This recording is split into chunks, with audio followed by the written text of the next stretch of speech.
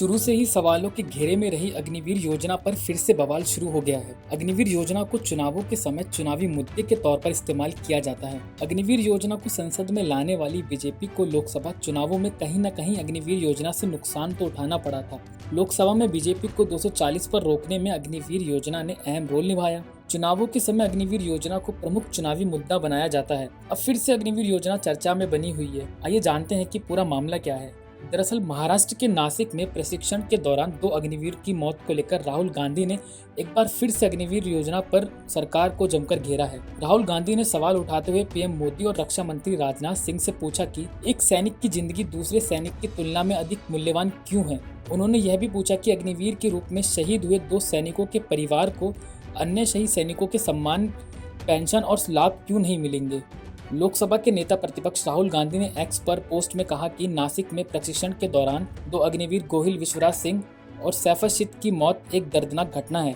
उनके परिवारों के प्रति मेरी गहरी संवेदनाएं हैं। राहुल गांधी ने जनता से अपील की कि वे मिलकर इस अन्याय के खिलाफ खड़े हों। बीजेपी सरकार की अग्निवीर योजना को हटाने के लिए देश के युवाओं और सेना के भविष्य को सुरक्षित करने के लिए हमारे जय जवान आंदोलन से जुड़े ही हों। दरअसल नासिक जिले के आर्टिलरी सेंटर में परीक्षण के दौरान अग्निवीर गोहिल और सैफत की मौत हो गई थी, जिसके बाद से मामले ने तूल पकड़ लिया। इस घटना के बाद इस योजना को लेकर जमकर राजनीति हो रही है।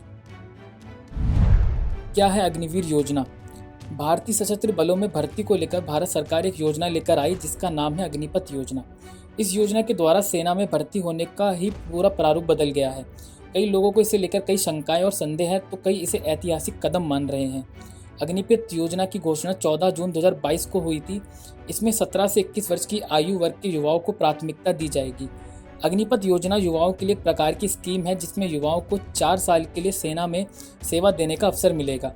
4 साल बाद चयनित हुए जवानों में से 25% को परमानेंट कर दिया जाएगा और बाकी लोगों को सेवानिवृत्त कर दिया जाएगा।